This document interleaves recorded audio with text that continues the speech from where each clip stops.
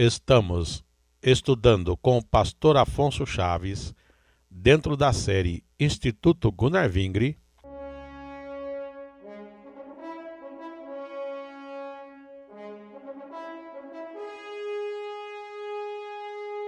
o Ministério de Jesus.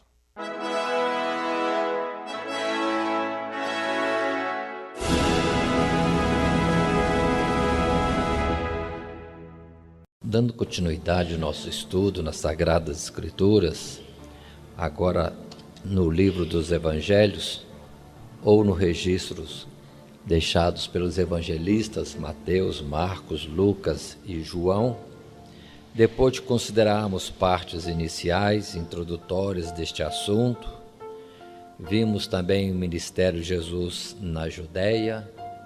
Por último, vimos o ministério de Jesus na Galileia e regiões em torno da Galileia. Encerrando essas considerações, procurando colocar em uma certa ordem cronológica, citando os eventos, os acontecimentos e palavras, isto escolhendo entre os evangelistas, dando destaque aquele ou aqueles que mais detalhes traziam de cada evento, chegamos por fim aos últimos dias de Jesus na face da terra, até a conclusão do seu ministério, ou últimos dias até a ressurreição. Depois de Jesus percorrer Judeia e Galileia, e de vez em quando, ou com uma constância nas festividades, ir a Jerusalém, agora temos Jesus saindo da Galileia de uma forma definitiva, indo para Jerusalém. E o que vemos, para entendermos, Jesus percorria as cidades, cidade em cidade, continuando a curar e a ensinar. Nós vemos isso registrado em Mateus, no capítulo 19. Podemos abrir a Escritura e observar alguns versos, como o primeiro verso e o segundo. Fato esse registrado também em Marcos, capítulo 10, e também em Lucas, capítulo 13. Então, em Mateus 19, verso 1 e 2, lemos: E aconteceu que, concluindo Jesus esses discursos, saiu da Galileia e dirigiu-se aos confins da Judéia, além do Jordão, e seguiram muitas gentes, e curou-as ali. Marcos também cita no capítulo 10, verso 1, e levantando-se dali, foi para o território da Judéia, além do Jordão, e a multidão se reuniu em torno dele e tornou a ensiná-los como tinha por costume.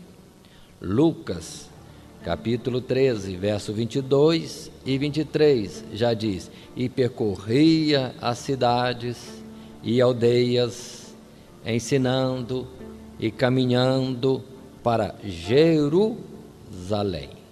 Observem aqui em Lucas 13, 22, que é onde, com mais um destaque, se diz que de fato Jesus saía da Galileia e indo para Jerusalém.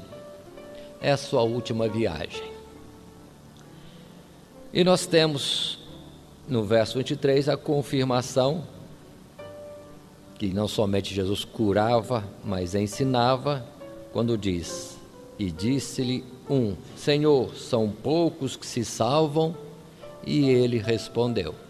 Observe que Jesus caminha para Jerusalém, mas toda a obra dele é em atender o povo, em curas, em ensinos e em respostas às suas perguntas e indagações. E Jesus vai indo, é o seu tempo. E assim também, caminhando, nós vamos ver nestes fatos e neste tema que tomamos, últimos dias de Jesus, que Jesus, caminhando para Jerusalém, avisava de contínuo sobre a sua morte. Podemos ver esse fato em Marcos, no capítulo 9. Evangelho de Marcos, capítulo 9, verso 30 e alguns versos à frente, nós temos isso sendo citado, como por exemplo: e tendo partido dali, caminharam pela Galileia, e não queria que alguém o soubesse. 31. Porque ensinava os seus discípulos e lhes dizia: o Filho do Homem será entregue nas mãos dos homens, e matá-lo-ão, e morto, ele ressuscitará ao terceiro dia. Palavras claras que Jesus dizia com respeito à paixão da morte, mas os discípulos, ouvindo palavras claras, não entendiam e por alguma razão temiam perguntá-lo. E perguntavam tantas coisas, por que não perguntar isso também? Mas na continuidade de Marcos capítulo 9, é interessante observar que, caminhando de aldeia em aldeia e com sentido agora de ir para Jerusalém, ainda que Marcos está citando fatos que ocorrem ainda na Galileia, em particular em Cafarnaum, eles vinham discutindo pelo caminho. E Jesus, chegando em casa, chama-os e pergunta-lhes o que vocês estavam discutindo pelo caminho.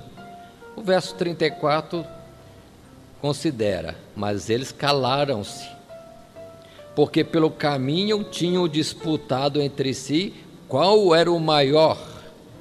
Em outras narrativas de outros evangelistas, temos uma diferenciação, porque em certo lugar diz que uma mãe dos filhos de Zebedeu, João e Tiago, a mãe já veio para Jesus com um pedido direto, dizendo: permita que quando chegar o teu reino, os meus filhos se assentem à tua direita e à tua esquerda. Observem que Jesus caminhando para a cruz e os discípulos de Jesus e outros, como a mãe dos filhos de Zebedeu, já tratando sobre as posições no reino de Deus. Não estavam entendendo. E Jesus carinhosamente vai explicar para eles este fato. Em Marcos capítulo 9, Jesus diz assim no verso 35: e ele, assentando-se, chamou os 12 e disse-lhes: se alguém quiser ser o primeiro, será o derradeiro de todos e o servo de todos. E lançando mão de uma criança, pô-la no meio deles, e tomando-a nos seus braços, disse-lhes: qualquer que receber uma dessas crianças em meu nome, a mim me recebe. E qualquer que a mim me receber, recebe não a mim, mas ao que me enviou. E numa palavra semelhante, Jesus quer dizer para eles que se alguém quer ser o maior no reino dos céus, seja como uma criança, humilde. Mas se alguém tiver no seu coração exaltação, soberba, esse não será de forma nenhuma o maior no reino do céu, porque aquele que a si mesmo exalta será humilhado, mas antes aquele que se humilha é o que será exaltado. Continuando, o Senhor ainda diz, passando agora a Marcos capítulo 10, 32: e iam no caminho subindo para Jerusalém, e Jesus ia adiante deles, e eles maravilhavam-se e seguiam-no atemorizados. E tornando a tomar consigo os 12, começou a dizer-lhes as coisas que lhe deviam sobrevir, dizendo: eis que nós subimos a Jerusalém, e o Filho do Homem será entregue aos príncipes dos sacerdotes e aos escribas, e o condenarão à morte, e o entregarão aos gentios, e o escarnecerão e açoitarão, cuspirão nele e o matarão, mas ao terceiro dia ressuscitará. Observem que só o evangelista Marcos já repete 2 vezes. No capítulo 9 ele cita, no capítulo 10 ele cita de novo, Jesus avisando com mais palavras a paixão da morte. Mas o verso 35, os discípulos, vendo Jesus ir para Jerusalém, já estão almejando o reino e as posições excelentes dentro de um governo. Porque o verso 35 diz: aproximando-se dele Tiago e João, filho de Zebedeu, dizendo: Mestre, queremos que nos faça o que pedirmos. E ele lhes disse: que quereis que vos faça? E eles lhe disseram: concede-nos que na tua glória nos assentemos um à tua direita e outro à tua esquerda. Mas Jesus lhes disse: não sabeis o que pedis. Podeis vós beber o cálice que eu bebo e ser batizados com o batismo com que eu sou batizado?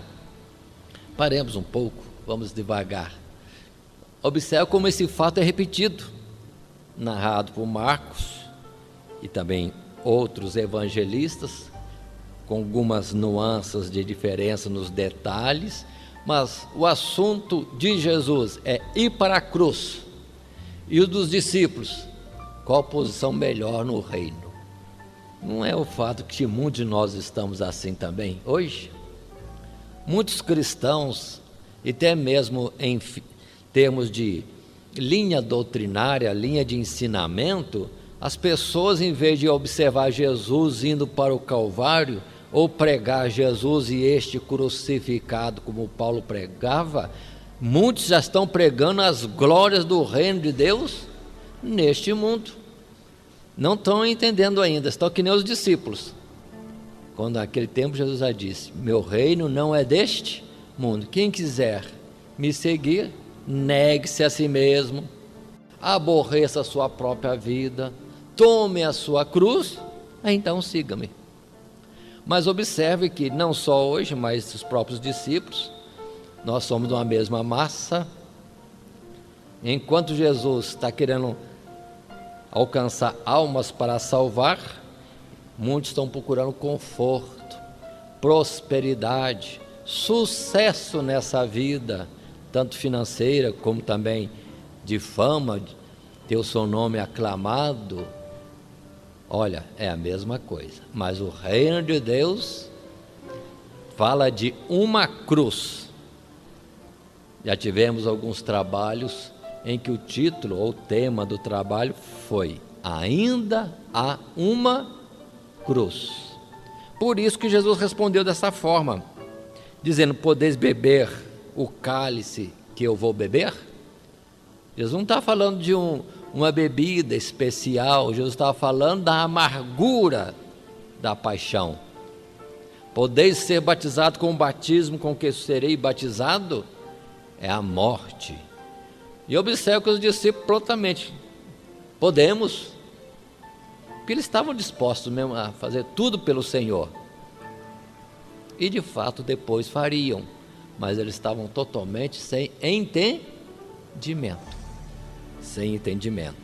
pelo que Jesus mesmo concorda com eles ao dizer no verso 39, parte final: em verdade, vós bebereis o cálice que eu beber, e sereis batizados com o batismo com que eu sou batizado, mas o assentar-se à minha direita ou à minha esquerda não me pertence a mim concedê-lo, mas isso é para aqueles a quem está reservado. Isso não é coisa para ser discutida de servo com o Senhor, isso pertence ao Senhor. Se eles se acham tão dignos e tão dedicados ao Senhor que mereceriam posições nobres, Jesus concorda: vocês vão beber o cálice que eu vou beber, vocês vão passar pelo batismo com que eu serei batizado, Inclusive João é o primeiro dos apóstolos de quem se tem notícia que foi morto por Herodes, logo no princípio do ministério do cristianismo no mundo. Mas não é questão do momento discutir, e Jesus não poderia revelar isso a eles. Quantos milhares, quantas gerações de pessoas servindo a Deus, quem seria aquele que de fato estaria à direita e à esquerda? Haveria alguém mais nobre para a posição do que Tiago e João? Não sabemos, mas não era momento disto e eles não sabiam o que pediam. Por isso também Jesus acrescenta explicações. Se lá em Marcos 9 ele falou a respeito do menino ser humilde, porque após a humildade vem a honra, aqui ele coloca diferentemente. No verso 42, Jesus chamando-os a si, disse-lhes. Por que Jesus chama outra vez? Observe que parece que Jesus conversa com eles, eles saem, começa alguma discussão. Olha como os discípulos estavam bem carnais nesse particular, porque saiu esse assunto, já estavam em atrito os discípulos. Estavam contendendo com Tiago e João, porque já estavam pleiteando uma posição. Aí Jesus tem que chamá-los outra vez e vai dizer-lhes, verso 42, sabeis que os que julgam ser príncipes das gentes, delas se assenhoreiam, e os seus grandes usam de autoridade sobre ela. Mas entre vós não será assim. Qualquer que entre vós quiser ser grande, será vosso serviçal. E qualquer dentre vós que quiser ser o primeiro, será servo de todos. Porque o Filho do Homem também não veio para ser servido, mas para servir e dar a sua vida em resgate de muitos. Aí está o ensino da humildade. Observe que humanamente muitos não comportam assim no cristianismo. Precisamos saber dosar, ser moderados nas coisas.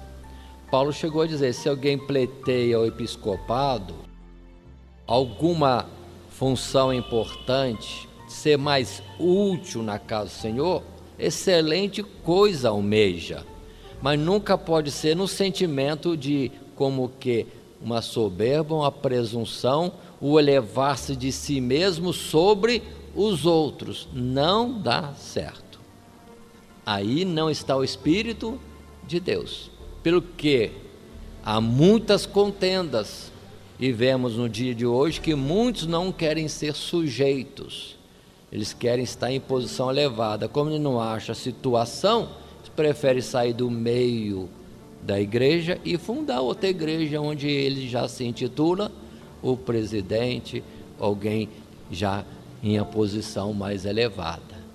Mas é próprio disso, soberba. Não tem o coração pronto para servir os outros, quer sempre estar na posição de, como no mundo, as autoridades do mundo, aqueles que se acham príncipes, na posição de mandar e estar com mais autoridade. No reino de Deus, isso não é normal, não é próprio do reino de Deus. Os discípulos que não estavam entendendo, pelo que em Lucas 18, verso 31, isso é falado outra vez. E tomando consigo os 12, disse-lhes, eis que subimos a Jerusalém, e se cumprirá no Filho do Homem tudo o que pelos profetas foi escrito, pois há de ser entregue aos gentios, e escarnecido, injuriado e cuspido, e havendo-o açoitado, o matarão, e ao terceiro dia ressuscitará. E eles nada disso entendiam, e essa palavra lhes era encoberta, não percebendo o que lhes dizia. Registro de Lucas também. Registro de Mateus. Como é notório esse assunto de Mateus? Porque nós temos algo envolvendo o próprio Pedro também, em Mateus, no capítulo 16, quando Jesus perguntou aos discípulos o que diziam a seu respeito, e vemos ali Pedro prontamente dizendo que Jesus era o Filho do Deus vivo. Foi ali Jesus falar com Pedro de que isso não era coisa dele, mas o Pai que está nos céus é que lhe revelava estas coisas. Mas aí mesmo, Mateus capítulo 16, verso 20, Jesus diz assim: então mandou aos seus discípulos que a ninguém dissessem que ele era o Cristo. Em ato contínuo, Jesus diz: desde então começou Jesus a mostrar aos seus discípulos que convinha ir a Jerusalém e padecer muito dos anciãos e dos principais, dos sacerdotes e dos escribas, e ser morto e ressuscitar ao terceiro dia. E o verso 22 temos Pedro outra vez, só que agora contrariando, tomando a parte. Pedro tomou a Jesus à parte, vê que ousadia, e começou a repreendê-lo, dizendo: Senhor, tem compaixão de ti, de modo nenhum te acontecerá isso. Já não foi pelo Espírito de Deus que Pedro falou isso. É quando Jesus, voltando-se, disse: para trás de mim, Satanás, que me serves de escândalo, porque não compreendes as coisas que são de Deus, mas só as que são dos homens. Observem, mas mostra em Mateus também que Jesus falava claramente. E Pedro, que antes falou uma coisa boa, agora, num descuido, já está contrariando Jesus, enquanto que a questão da morte de Jesus é o ponto máximo para a nossa salvação. E o mal não queria, e Pedro, não entendendo, estava nesse propósito de impedir que Jesus sofresse. Mas continuemos. Em Mateus, agora de novo, capítulo 20, verso 17, subindo Jesus a Jerusalém, chamou à parte os seus discípulos, ou os seus 12 discípulos, e no caminho disse-lhes: eis que vamos para Jerusalém, e o Filho do Homem será entregue aos príncipes dos sacerdotes e aos escribas, e condená-lo-ão à morte, e o entregarão aos gentios para que dele escarneçam e o açoitem e crucifiquem, e ao terceiro dia ressuscitará. Observe que Jesus não falou uma só vez. Marcos e Mateus, só nesses poucos capítulos, 2 vezes já falou com eles sobre a sua morte, diretamente, claramente, mas eles não entendiam. Estava, na verdade, oculto, para que só viesse a compreender quando tudo acontecesse, aí pudesse ter uma consolação e saber que Jesus tinha avisado antes.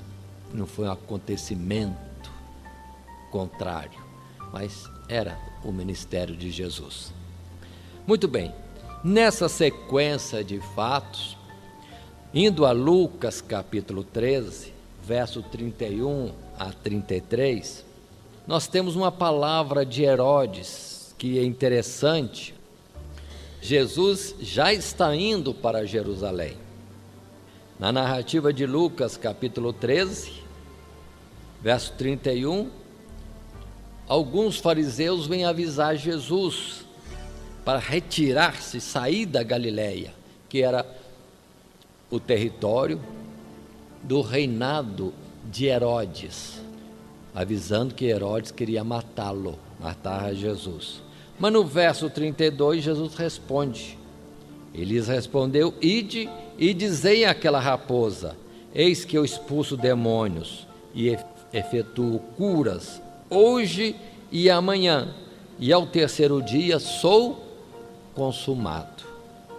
Importa, porém, caminhar hoje, amanhã e no dia seguinte, para que não suceda que morra um profeta fora de Jerusalém. Então Jesus falava claro, não só para os discípulos, mas para o público.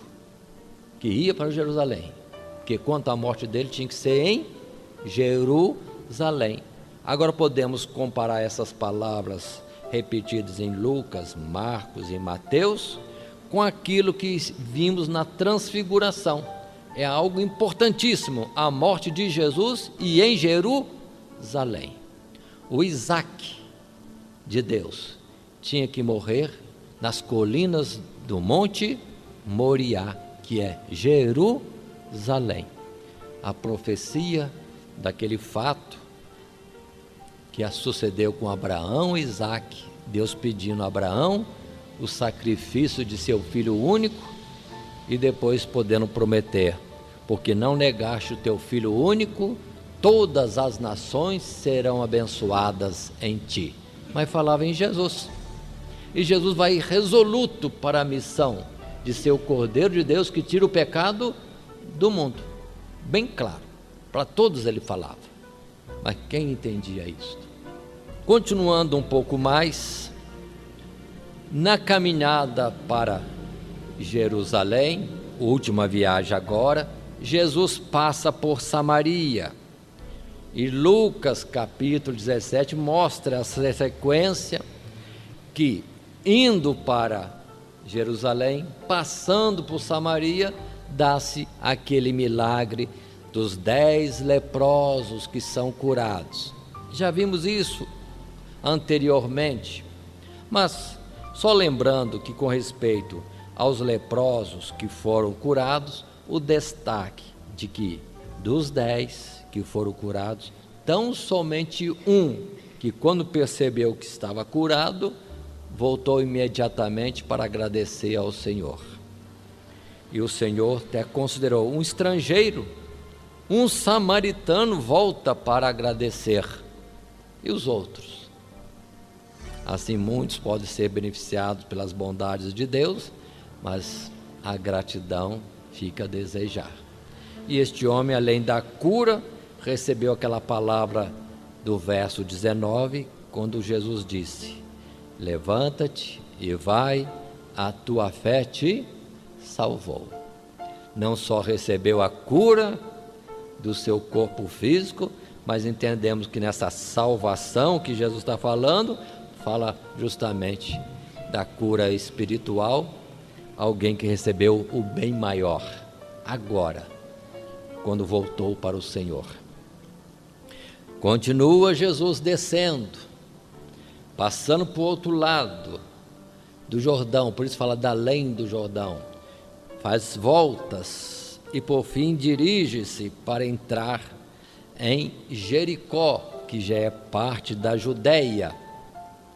E chegando na Judeia, em Jericó, somente Lucas, no capítulo 19, é que vai descrever aquela história que envolve Zaqueu, um publicano. O que se entende por publicano?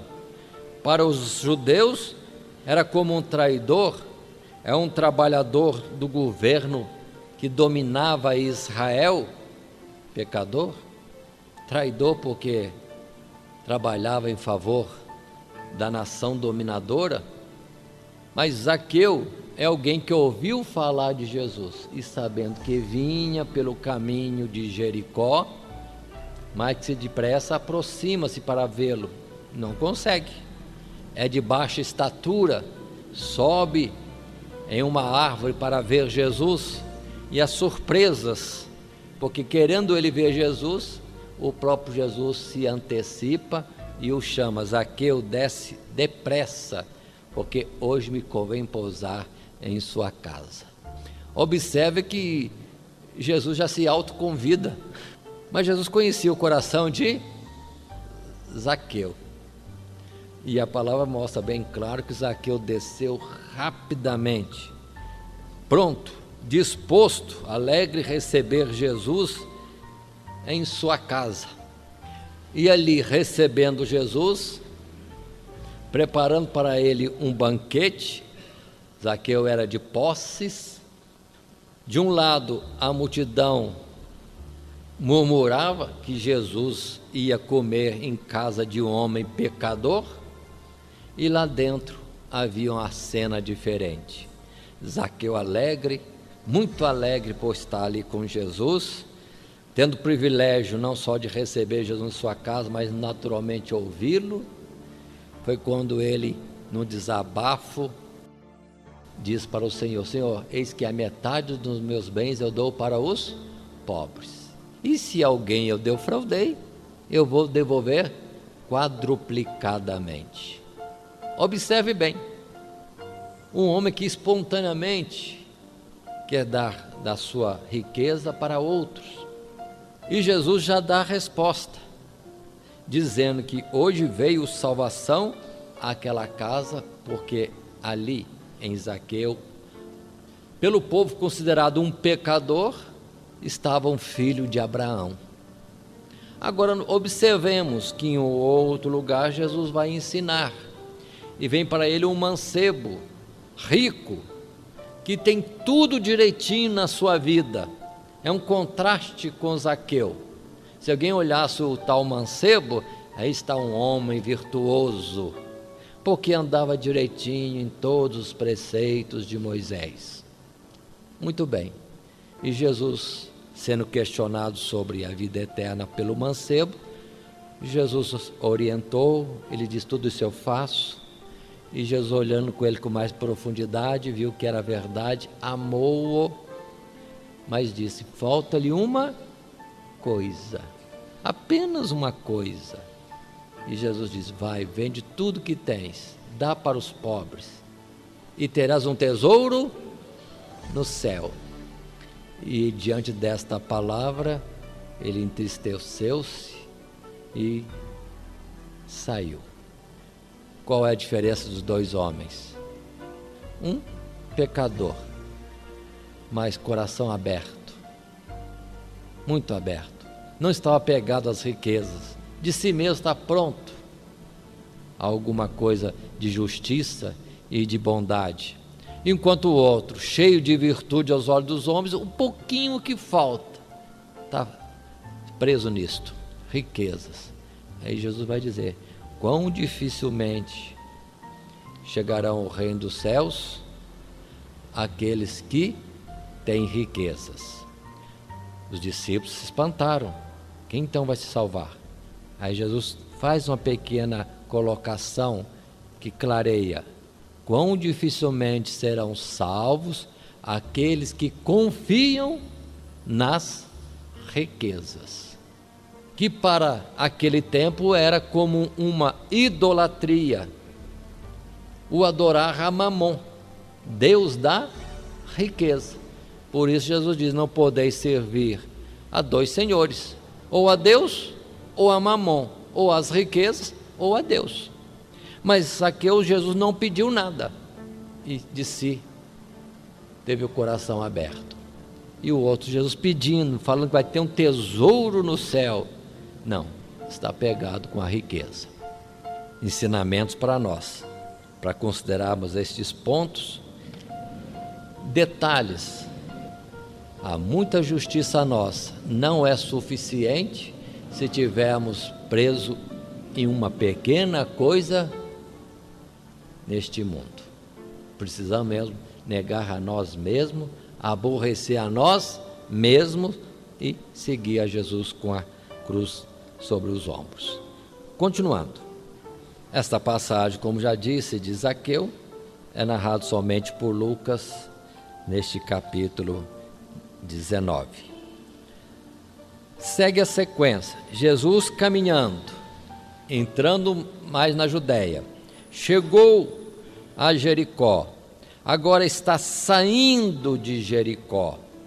Aí vem a narrativa de Mateus, Marcos e Lucas, falando deste fato que é o encontro com o cego Bartimeu. Diz assim no capítulo 10 de Marcos, no verso 46. Depois foram para Jericó. Observem que Marcos não narra o fato de Zaqueu. E saindo Jesus de Jericó com os seus discípulos e uma grande multidão, Bartimeu, cego, filho de Timeu, estava sentado junto ao caminho mendigando. Aí segue aquele fato da cura de Bartimeu. Insiste ele, clamando alto, incomodando todo mundo, para ser atendido por Jesus. E Jesus vem ao seu encontro e Bartimeu é curado da cegueira, e Bartimeu, alegre, vai louvando a Deus, seguindo a Jesus.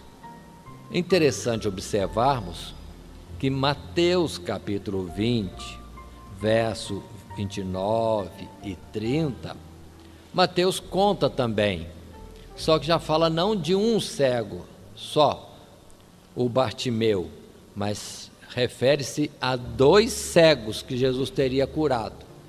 2 cegos ou um cego? Não sabemos a precisão, mas uma coisa sabemos, que um era chamado Bartimeu e foi curado da sua cegueira. Se for 2, a obra foi maior. Então, uma coisa não nega a outra, de forma nenhuma. Mas por que essa diferença? São pessoas que estão contando uma narrativa, ou um fato, melhor dizendo, estão narrando um fato. E um é observador ocular e o outro ouviu dizer, e nisso pode haver diferenciações. Ou como alguém que viu pode confundir um fato de um momento com outros fatos e citar as mensagens das informações, vamos dizer assim, como que somadas. Porque Mateus, que viu Jesus na caminhada do seu ministério, muitos e muitos milagres ele viu Jesus operar. Então, não nega que Jesus curou a um cego saindo de Jericó, e que um desses cegos, se foram 2, se chamava Bartimeu. Indo em frente, chegamos a um novo tópico. Nos últimos dias de Jesus, estamos chamando a última semana de Jesus. Enquanto Jesus caminhava para Jerusalém, tudo mostra para nós, por essas narrativas, os ensinamentos, as curas, Jesus detendo-se na casa de Zaqueu e outros particulares, que Jesus não tinha pressa, Jesus ia caminhando, passando de aldeia em aldeia. Muito bem, enquanto Jesus isto fazia, lá em Jerusalém, ou em particular em Betânia, que é perto de Jerusalém, havia no povo uma expectativa, porque Jesus normalmente ia a Jerusalém por ocasião de todas as festividades, e agora estava se aproximando outra vez a festividade da Páscoa, de ano em ano, a Páscoa no primeiro mês, no 14º dia do mês. Então o povo já estava em expectativa, será que Jesus virá a Jerusalém? E toda vez que ele ia a Jerusalém, coisas maravilhosas o Senhor ensinava, como também operava, e o povo está em expectativa. Assim vemos em João capítulo 11, versos 55 e versos seguintes, isso sendo narrado. Estava próxima a Páscoa dos judeus, e muitos daquela região subiram a Jerusalém antes da Páscoa para se purificarem. Buscavam, pois, a Jesus e diziam uns aos outros, estando no templo: que vos parece? Não virá a festa? Por que essa dúvida? Porque sabiam que Jesus já estava condenado à morte. Os principais do povo queriam Jesus morto. Muito bem. Verso 57. Ora, os principais dos sacerdotes e dos fariseus tinham dado ordem para que, se alguém soubesse onde ele estava, o denunciassem para o prenderem. Esta era a razão e a expectativa existente entre o povo. Continua ainda a palavra, agora em Lucas capítulo 19. O verso 11 diz: ouvindo eles estas coisas, Jesus, prosseguiu e contou uma parábola, porquanto estava perto de Jerusalém, e cuidavam que logo se havia de manifestar o reino de Deus. Paremos. Se o povo estava em expectativa, Jesus sabia que o povo estava em expectativa.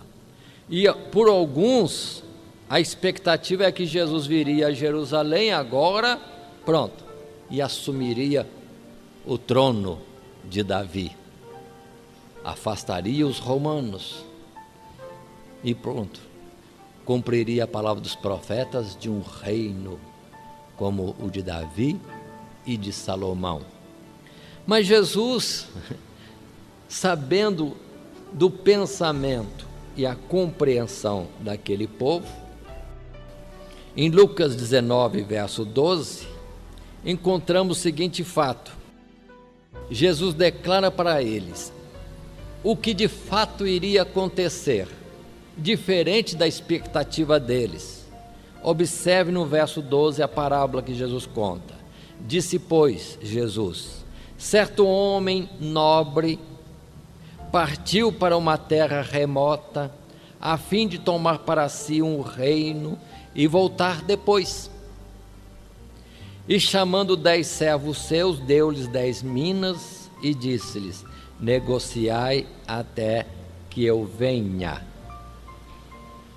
Verso 14: mas os seus concidadãos aborreciam-no e mandaram após ele embaixadores, dizendo: não queremos que este reine sobre nós. Aí segue a narrativa. O que Jesus está querendo dizer? Que ele está indo para Jerusalém e vai subir ao trono para ser rei? Não. O que de fato vai acontecer é que ele vai para uma terra longínqua, receber um reino, sim, mas não é ali, é numa terra longínqua. Meu reino não é deste mundo. Mas indo ele para longe, deixaria os seus servos com tarefas para serem cumpridas. As 10 minas, os talentos e outras palavras mais que nós poderíamos estar colocando para nós. Atentemos bem, Jesus está dizendo: o reino de Deus não é como vocês pensam, não será agora. Por isso que Jesus trouxe aquele outro ensinamento: o reino de Deus está no meio de vós e não vem com aparência exterior. E observe que muitas grandes religiões estão vivendo de pompa, de abastança de riqueza, e dizendo que estão sendo abençoados tremendamente por Deus, e se aprovam porque estão ricos. Cuidado. O servo de Deus pode ser por Deus favorecido com muitas riquezas, mas isso não é sinal de aprovação. Então não podemos confundir. E Jesus vai falar que depois desta ida para uma terra muito longe, haverá um retorno, mas no retorno é o juízo. Ele vai chamar todos os seus servos, colocar diante dele e pedir a cada um que preste conta do que fez com os talentos que recebeu. A muitos seus servos ele vai abençoar, dizendo: servo bom e fiel, foste fiel no pouco, vem, entra no gozo do teu Senhor, te constituirei sobre o muito. Mas aquele servo que não foi fiel na administração, servo mau e infiel, aí será condenação. Observem, se a expectativa do povo era: o reino de Deus é agora, Jesus diz: não é agora. Ele vai tomar posse do reino em terra distante, mas quando vier é prestação de conta, e quando voltar é para juízo. Diferente de um subir num trono e reinar neste mundo, quer seja naquele tempo dos israelitas, de Pedro, Tiago e João, ou no tempo que muitos dizem de um milênio que haverá. Não haverá nada disso, porque quando Jesus vier, será o juízo sobre todas as nações. É a ressurreição dos mortos, e diante dele serão os homens colocados à direita e à esquerda. Pronto. e cada um dando conta do que fez. E será o vinde benditos e o ide malditos. Não haverá um reino na terra, porque o reino de Deus não é deste mundo, e muitos insistem que vai ser neste mundo. Não foi e nem será. Está no mundo, mas não vem com aparência exterior. Muito bem. Continuando esses fatos, entramos agora em Betânia. Em Betânia, lembre-se que Betânia é a cidade de Lázaro, Marta e Maria. E aí temos os 4 evangelistas falando desta oportunidade bonita que aqui temos, que é Jesus ali em Betânia. Lembremos que Betânia dista de Jerusalém apenas 3 quilômetros. E Jesus é recebido, convidado para estar num banquete, numa refeição, na casa de um homem. E aí temos várias narrativas, todos os 4 evangelistas apresentam este fato. E eu coloquei nessa tabela, ou encontramos nesta tabela, começando da esquerda para a direita, o tempo que Marcos capítulo 14 registra, que é perto da Páscoa. O anfitrião, Marcos diz, Simão, o leproso. O local, Betânia. Qual o personagem importante na história que Marcos registra? Uma mulher, como outro personagem aparece. Ela vem com um unguento, um perfume, em um vaso de alabastro ou de uma pedra especial, como granito, uma pedra mais especial do que isto. E o perfume ou unguento era de nardo puro, de alto preço. Quebra o vaso e derrama o perfume na cabeça de Jesus.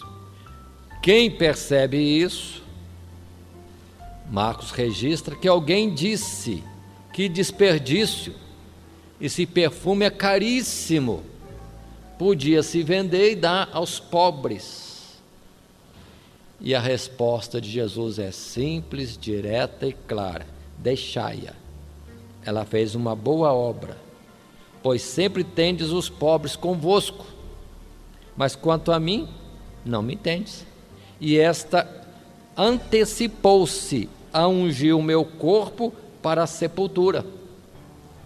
Isto será anunciado por todo lugar em que este evangelho for pregado. E aqui está sendo hoje, neste lugar.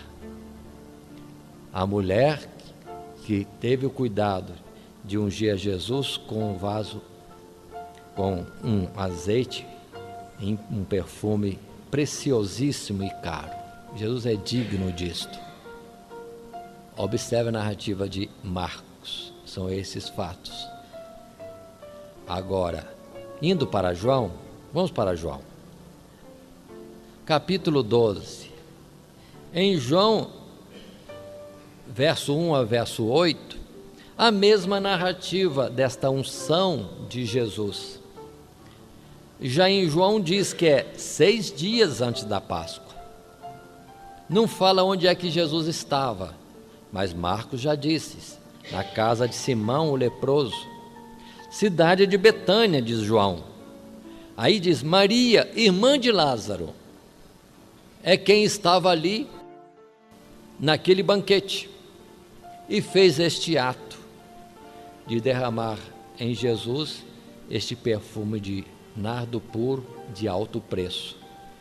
Quanto a Marta, Marta servia à mesa, estava atarefada com o atendimento daqueles que estavam ali, em Jesus em particular. Lázaro estava à mesa como um convidado. O interessante é que João narra não Maria colocando o perfume na cabeça de Jesus.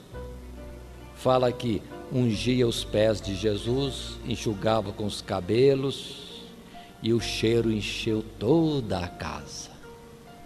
Mas atenção, lugar de derramar o perfume, o azeite, a unção é na cabeça. Ela deve ter derramado o perfume na cabeça de Jesus e depois, em ato contínuo, prostrou-se aos pés de Jesus. Ali ficou debruçada, beijando os pés de Jesus, chorando. Chorando, molhava, com o cabelo enxugava e, tendo ainda azeite nas mãos, ungia os pés de Jesus. Este é o ato. Por isso que um narrador conta diferente do outro, porque um deu atenção a coisa, ou deu atenção a outra. João deu atenção a Maria prostrada nos pés de Jesus, ou aos pés de Jesus. Agora, quem reclamou do desperdício, João diz que foi Judas Iscariotes. Judas Iscariotes que falou: tinha que dar isso aí para os pobres, porque vale muito dinheiro. Mas na verdade, João diz, ele não estava preocupado com os pobres. Na verdade, ele lançava a mão da bolsa. E Jesus não sabia? Jesus sabia. E a palavra é a mesma: deixai-a. Pobres vocês vão ter sempre para usar de bondade para com eles, mas quanto a mim não me terei sempre. E ela antecipou-se a ungir-me para a sepultura. Com essas palavras, Jesus está dizendo bem claro que ele ia ser morto. Mas quem estava entendendo isto? Indo para Mateus, capítulo 26, a narrativa se repete. E como confirmação, observem, perto da Páscoa, de fato é na casa de Simão o leproso, é em Betânia, existe um personagem novo que aparece, uma mulher, e vem com alabastro de grande valor e unge a Jesus na cabeça. Os discípulos se indignaram: dá-se aos pobres. Mas Jesus os repreende dizendo a mesma palavra: os pobres, vocês sempre terão pobres com vocês, mas quanto a mim, ela está antecipando-se a ungir-me para a sepultura, e isso será anunciado em todo o mundo. Agora, voltando à narrativa de Lucas, muitos não colocam Lucas narrando o mesmo fato, resistem a dizer que é o mesmo fato, mas quero afirmar que é o mesmo fato. É o mesmo fato. Por quê? O que temos de comum na narrativa de Lucas é o anfitrião desta recepção é Simão, fariseu. Quem veio ungir Jesus é uma pecadora. E por acaso não poderia ser Maria, irmã de Marta e Lázaro, esta pecadora? Porque chamou pecadora essa mulher, então o fato é outro? Mas Marta, Maria, Lázaro eram amigos de Jesus. E daí? E Jesus não pode ser amigo de um pecador, de uma pecadora que se arrependeu, tem a sua vida transformada? Então só porque falou que é uma pecadora, não é Maria? Certamente que é Maria. O vaso é de alabastro, e ela está aos pés de Jesus, chora, enxuga com os cabelos, beija e unge os pés de Jesus com este perfume caro. Igualzinho a narrativa de João. Igualzinho. É o mesmo fato. Só que Lucas obteve uma informação. Por isso que diz que Lucas é mais detalhado. Ele interrogou as pessoas com muito cuidado para depois escrever. Ele ficou sabendo uma coisa que ninguém narrou, porque é algo que passou ali com Jesus e Simão. Porque no tempo que a mulher pecadora, que já temos visto que é Maria, irmã de Lázaro e de Marta, quando Maria fazia isto, o fariseu já estava olhando Jesus e já censurando. Aí, se ele fosse profeta, ele tinha que saber quem é a mulher que está aí aos pés dele. É uma pecadora. E já fez mal, julgou mal o próprio Jesus. Mas convidou Jesus para a casa dele, mas julgando mal a Jesus. Mas Jesus vem com aquele amor, com aquela ternura, trazer ensino. Jesus não repreende, não se irrita, Jesus traz ensino. Ao dizer, 2 credores, Simão, tem uma coisa a dizer-te. 2 pessoas deviam muito. Um devia 50 dinheiros, outro devia 500. Mas nenhum dos dois tinha com que pagar. E o Senhor perdoou a ambos. Qual desses dois que teve a dívida perdoada vai amar mais aquele que lhe perdoou as dívidas? Simão, tem para mim. Quem vai amar mais, quem vai ficar mais satisfeito, mais grato, é aquele que devia muito. Aí Jesus diz para ele, julgaste certo. Aí apontou a mulher, está vendo essa mulher? Eu entrei em sua casa, não me deste o ósculo, o beijo da saudação, e essa não cessa de beijar meus pés. Não lavaste meus pés, ela rega os meus pés com lágrimas. Não me ungiste com óleo, e ela me unge com nardo puro, pelo que os seus muitos pecados lhe são perdoados. Por quê? Quem pouco ama, pouco é perdoado. O Senhor deixou um ensinamento bonzinho para Simão. Agora observe que esta cena é justamente aquela que temos noutra narrativa, que Marta apresenta-se a Jesus pedindo, mestre, o senhor não observa que Maria está aí e eu estou muito atarefada com muitos afazeres? Manda que ela saia daí e venha ajudar. E foi quando Jesus, disse para Marta, Marta, Marta, estás aflita, afadigada, com muitas ocupações, mas Maria escolheu a melhor parte, e essa não será tirada. Maria aos pés de Jesus. Maria tinha razão para ficar aos pés de Jesus? Maria tinha razão para ficar beijando os pés de Jesus? Maria tinha razão para gastar este perfume caríssimo com Jesus? Tinha. Por que não, sendo ela uma pecadora antes, sendo agora perdoada, transformada por Jesus e tendo o privilégio de ser chamada com seus irmãos Lázaro e Marta, pessoas amadas por Jesus, não era para estar alegre?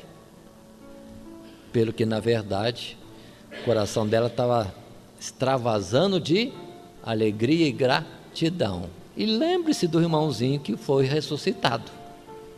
Então Maria, de fato, estava derramando-se inteiramente em gratidão aos pés do Senhor. Aí nós vamos ver como que num fato que acontece em nosso meio, as opiniões, os julgamentos são vários. Desperdício. É uma pecadora. Ele não é profeta não. Olha quem está no pé dele. Lá, está reclamando desperdício porque é ladrão, mete a mão na bolsa. Lá, Jesus está na casa de publicano. Quantas coisas o povo fala? Às vezes nós mesmos, discípulos de Jesus. Só Jesus tem um julgamento preciso, correto e amoroso e misericordioso. Só Jesus.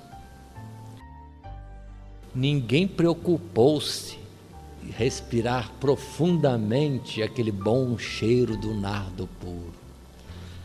Falando assim, eu acho que eu estaria naquela ocasião.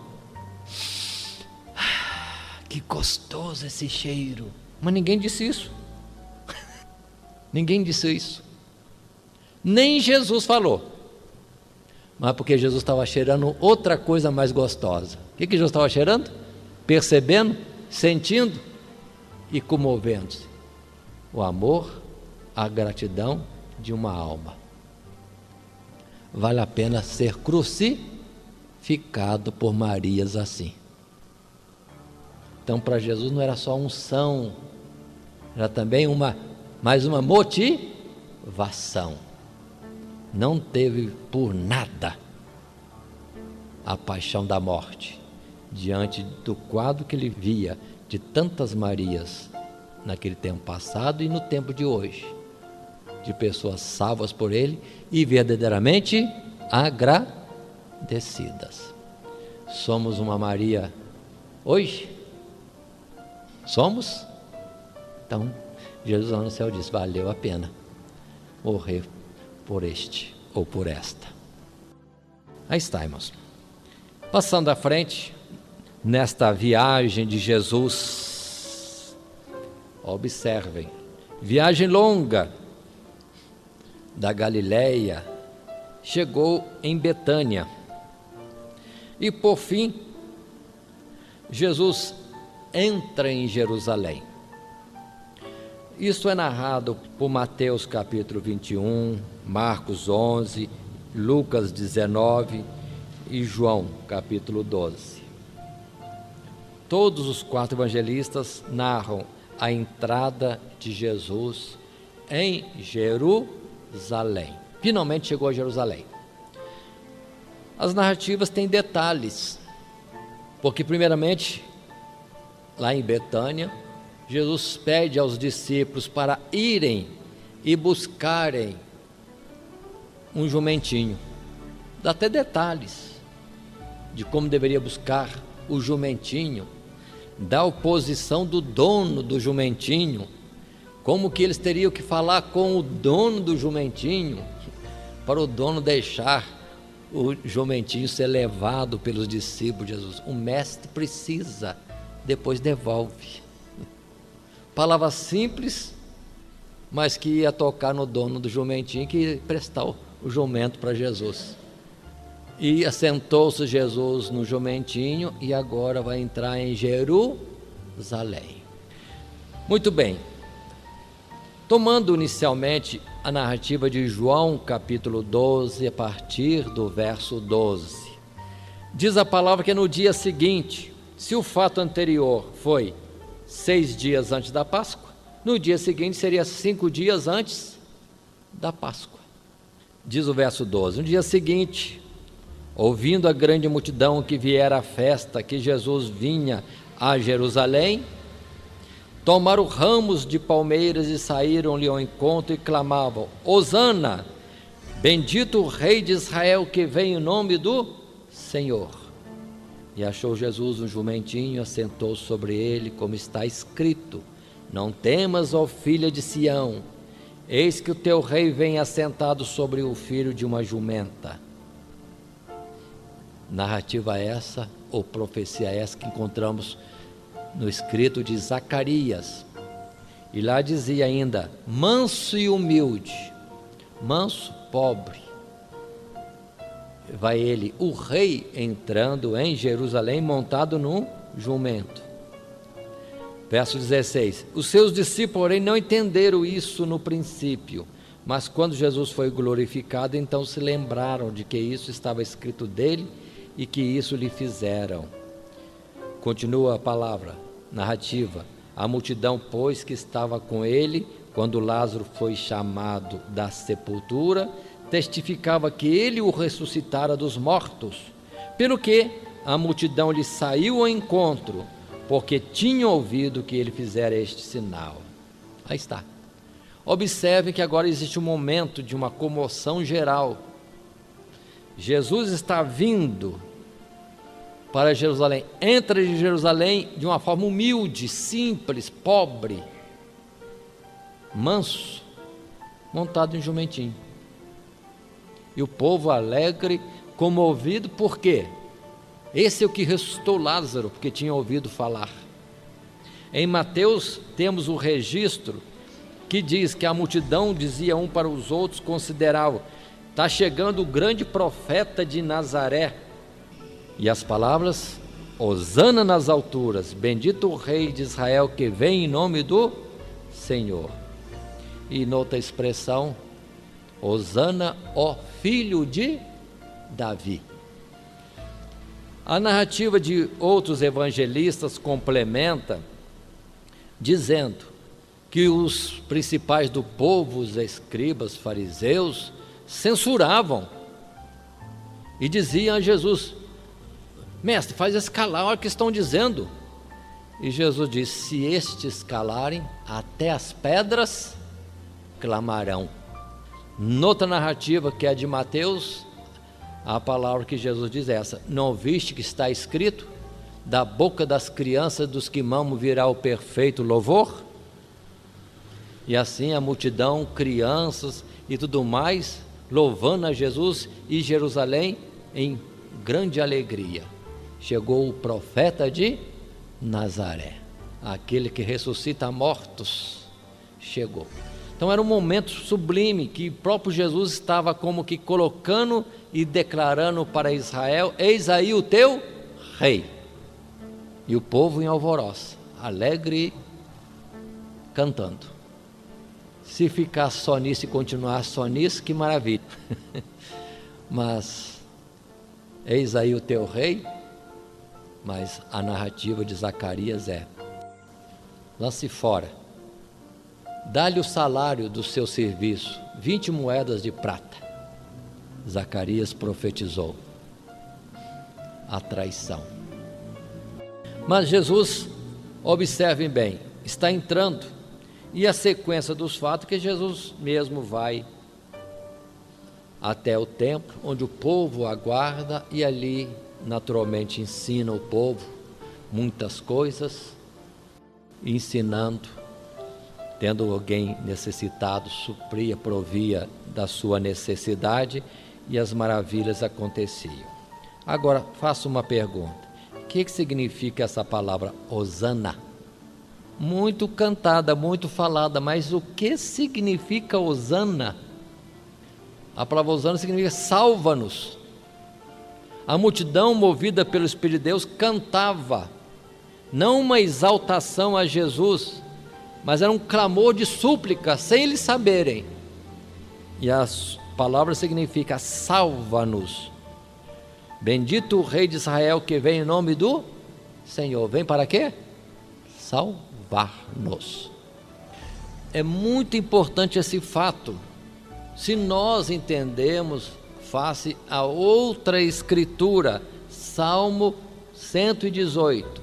Observemos Salmo 118. O que essa multidão está cantando é o que está escrito no Salmo 118, verso 24.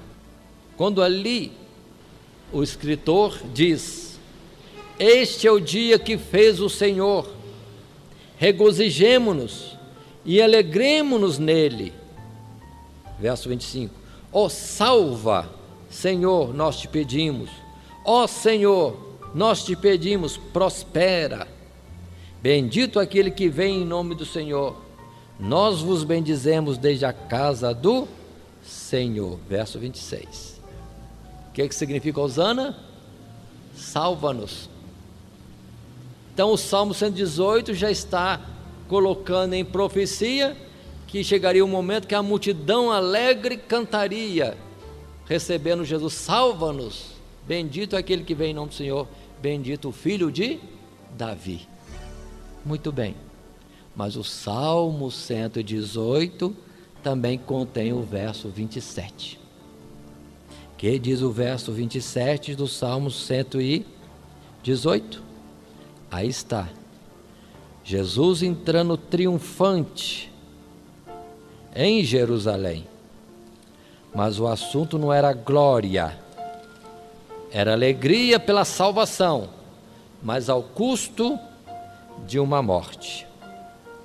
E assim no Salmo 118, verso 27, lemos: Deus é o Senhor que nos deu a luz, atai a vítima da festa com cordas e levai-a até os ângulos do altar. Quem entendeu? Jesus entrando em Jerusalém montado no jumentinho, toda a cidade alegre, cantando, exaltando com palavras suas o momento. Bendito que vem em nome do Senhor, salva-nos. Mas era a vítima para o sacrifício. Não era alguém que para subir no trono, como os discípulos e muitos estavam esperando. era a vítima, o Cordeiro de Deus que ia ser levado ao sacrifício. Observe que duas visões diferentes.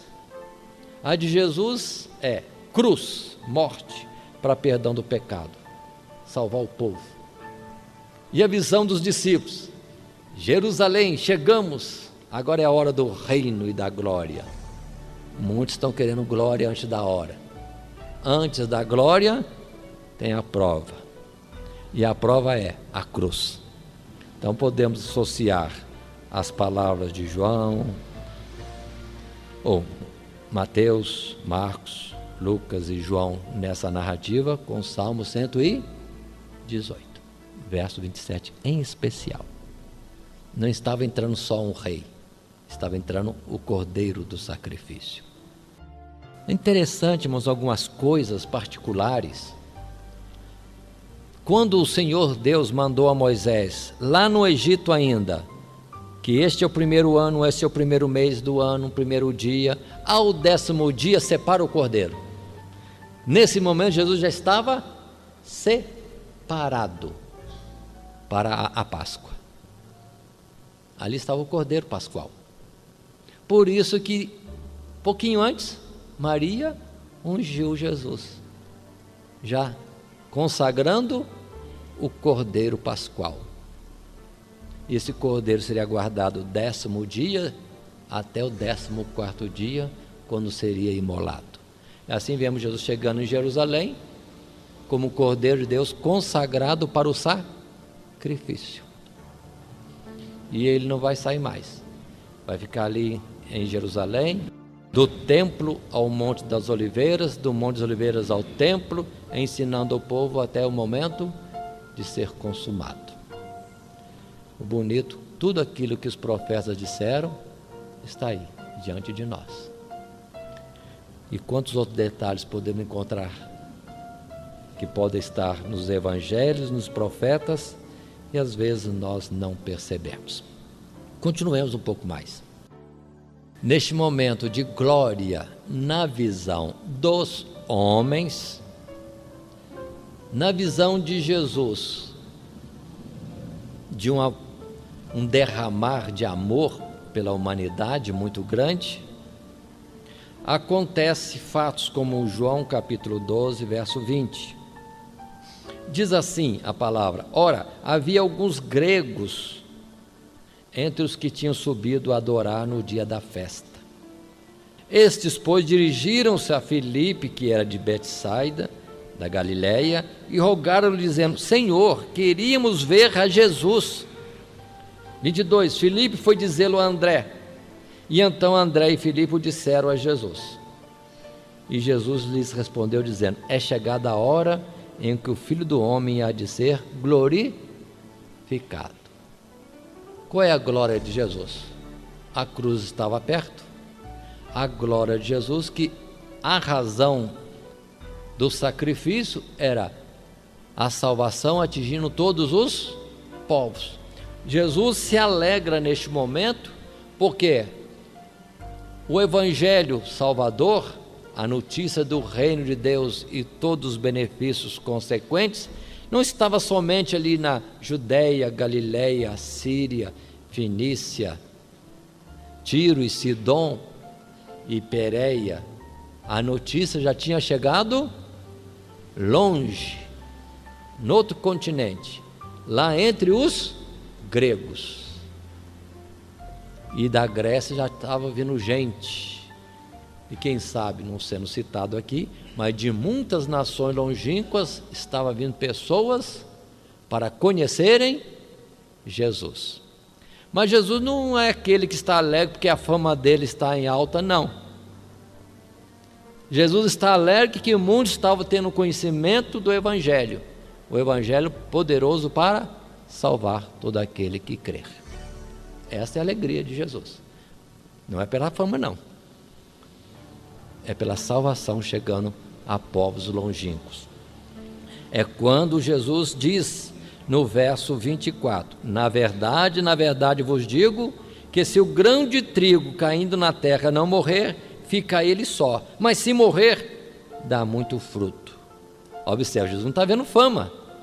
Jesus está vendo muitos frutos, mas frutos que virão pela morte dele.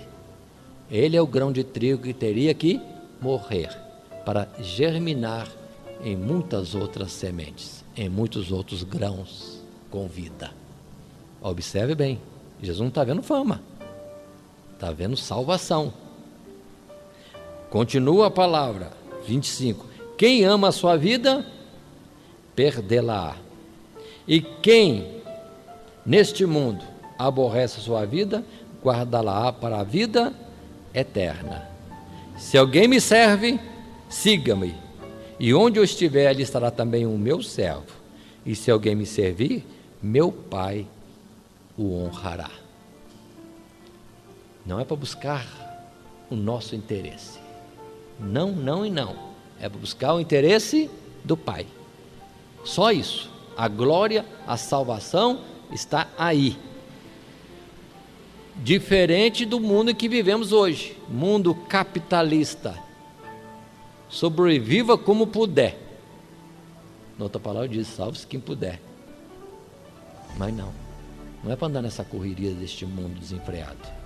Não, é tratar do Evangelho, que adianta ganhar o mundo inteiro e perder a sua alma. E Jesus coloca agora um outro fato, 27. Agora minha alma está perturbada. E que direi eu? Pai, salva-me desta hora? Mas para isso vim a esta hora. Então Jesus coloca a expressão, o que eu vou fazer? Pedir ao Pai para mudar o fato? A morte? A morte.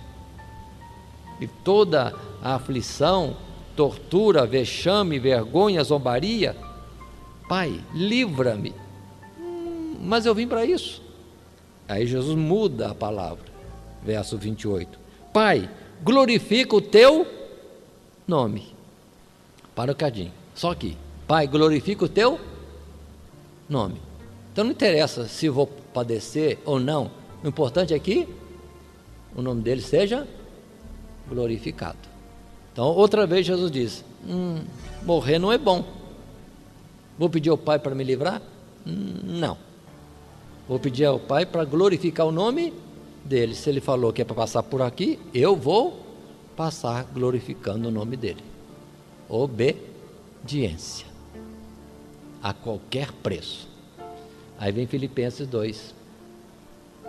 Sendo a semelhança de Deus, não teve por usurpação ser igual a Deus, mas aniquilou-se e foi obediente, e obediente até a morte, e morte de cruz, ou morte vergonhosa de cruz. Mas observe o verso 28, na continuidade da leitura do verso. Então veio uma voz do céu que dizia, já o tenho glorificado, e outra vez o glorificarei. Então vamos entendendo, irmãos, Jesus indo para a morte, mas quanta coisa está cercando este momento, fatos e mais fatos. Alguns, como vimos em Maria, na multidão, todos alegres, gratos pela obra de Jesus. Outros contrários, traindo, vendendo, rejeitando a Jesus. Mas no meio desta situação, conforme Joel diz, vale de Josafá, vale da decisão. Qual é a nossa decisão? Sermos como um daquela multidão que aclamava Jesus, ou dos que se aborreciam contra Jesus? Mas diz a palavra que houve gente no meio da multidão que entendeu o trovão. Não é trovão não é um trovão. Alguém lhe falou. Observe que Deus falou claro para Jesus naquela oportunidade ali em Jerusalém, naquele momento em que a vítima do sacrifício chegava. Alguns ouviram e entenderam, mas a maioria, ouvindo, trovão essa hora, não tem sinal de chuva. Assim muitos, Deus pode estar falando forte, para eles é só um barulho de trovão. Mas Jesus disse, no verso 30, não veio esta voz por amor de mim, mas por amor de vós. E o verso 31, agora é o juízo deste mundo, agora será expulso o príncipe deste mundo, e eu, quando for levantado da terra, todos atrairei a mim. Então, Jesus ser crucificado, levantado no madeiro, observe bem, é o juízo do inimigo das nossas almas, é a condenação dele, mas por outro lado, será a nossa salvação, seremos atraídos ao Senhor, livres para servi-lo. Que visão diferente, a de Jesus e dos seus discípulos. Muito bem, irmãos, dando continuidade, mas um texto só para entendermos, a expressão que encontramos em Mateus 21, Marcos capítulo 11, Lucas capítulo 21, é que Jesus chegou em Jerusalém.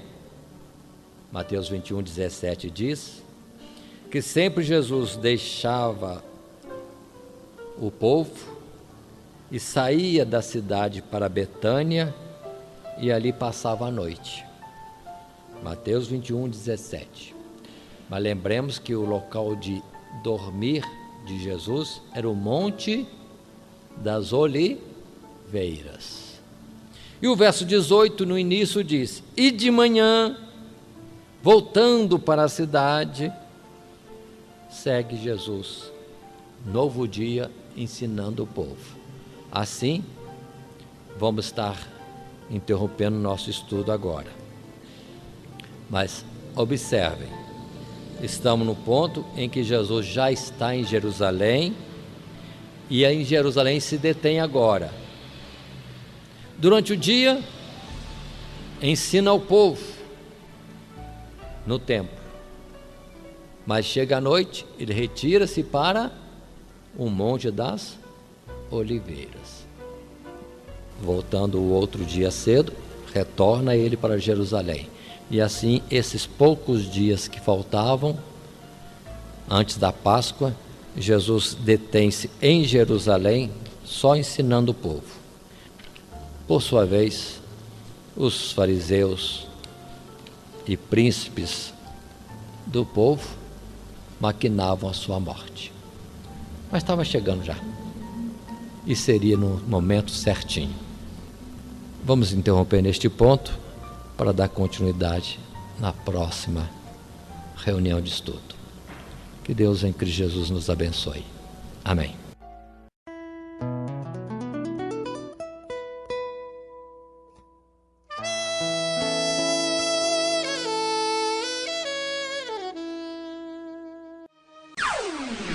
Todo dia, toda hora, muito mais prazer em ouvir. Radionet Grata Nova. Web Rádio, a qualidade que faz a diferença, cada vez mais necessária. Rede